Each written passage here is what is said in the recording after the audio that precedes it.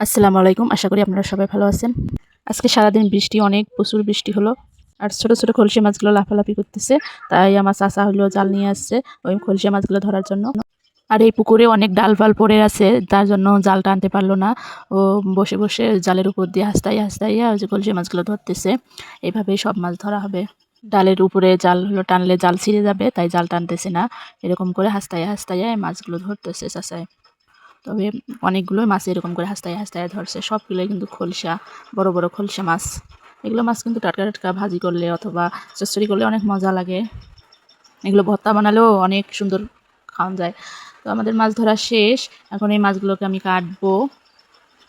এই যে দেখেন মাছগুলো কীভাবে লাফাচ্ছে, টাটকা টাটকা মাছ, তাজা মাছ লাফাচ্ছে। এদিকে ভাতও বসাই দিছি, মাছগুলোও কাটা শুরু করছি। আর এদিকে তো বৃষ্টি থামার নামিয়ে নিতেছি না, একটুখানি থামতেছে আবার শুরু হচ্ছে, থামতেছে আবার শুরু হচ্ছে। কি জানি আজকে সারাদিন মনে হয় বৃষ্টি এভাবেই থাকবে। কারেন্টও সকাল থেকে নাই, তো অবস্থা খুবই বাজে হয়ে গেছে। জানি না এরকম কয়েকদিন থাকবে বৃষ্টি, এই যে একটু পর পরে আসতেছে যাইতেছে, কারেন্ট তো আসেই না। দিনে মনে হয় যে 2 ঘন্টা কারেন্ট থাকে, সারাদিন কারেন্ট থাকে না। নেটও, মোবাইলের নেটওয়ার্কও পায় না। নেটেরও খুব বাজে অবস্থা হয়ে গেছে। তো এই দেখেন মাছটি কাটলাম আমি। এই মাছটি কাটার পরে দেখতেছি মাছের পেটে ডিম। মনে হয় সব মাছেরই এরকম ডিম। এইগুলা ডিম নতুন পানিতে ছাড়লে অনেক বাচ্চা হয়তো এগুলো মাছের। কিন্তু আমরা তো ধরে ফেলেছি, এখন তো খাওয়া লাগবে। এদিকে আমি আলুগুলোকেও কুচি কুচি করে কেটে নিচ্ছি। বেশি মোটাও করতেছি না, বেশি চিকনও করতেছি না, যাতে চচ্চড়িটা দেখতেও ভালো লাগে, খাইতেও স্বাদ লাগে। তো দেখুন আমার আলুগুলো কাটতেছি এইভাবে এইভাবে। আপনারাও এইভাবে এভাবে চচ্চড়ি করবেন মাছগুলো, তাহলে এইভাবে আলু দিবেন, অনেক খেতে অনেক মজা লাগবে।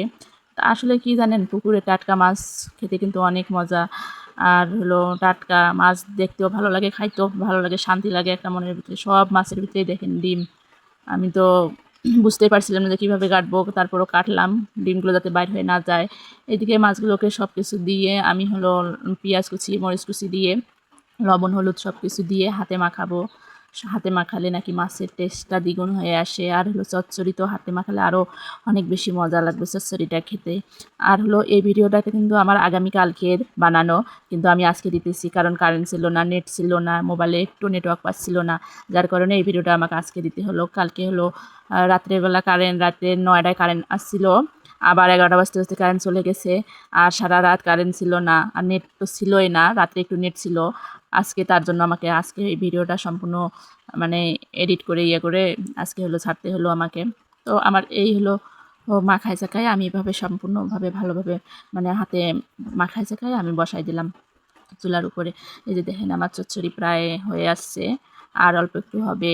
আলুগুলো এখনও ভালোভাবে সিদ্ধ হয় নাই, আর একটুখানি সিদ্ধর জন্য রাখছি। তো দেখুন আমার চচ্চড়ি প্রায় কমপ্লিট। তো আপনারা আমার ভিডিওটা যারা দেখেন অবশ্যই আমার চ্যানেলটাকে সাবস্ক্রাইব করবেন। আমার ভিডিওগুলো আপনাদের কাছে কেমন লাগে, আপনাদের মতামতগুলো আমাকে জানাবেন কমেন্টসের মাধ্যমে। আর হচ্ছে আমার ভিডিওগুলোকে অবশ্যই লাইক করবেন। আমি কিন্তু নতুন ইউটিউবার, তো আমার অতটা অভিজ্ঞতা নাই এখনও সেভাবে অভিজ্ঞতা হয় নাই। তো আপনারা অবশ্যই আমাকে কমেন্টস করে জানাবেন আমার ভিডিওগুলো আপনাদের কাছে কেমন লাগে। আর আপনারা সবাই ভালো থাকবেন, সুস্থ থাকবেন। আল্লাহ হাফেজ।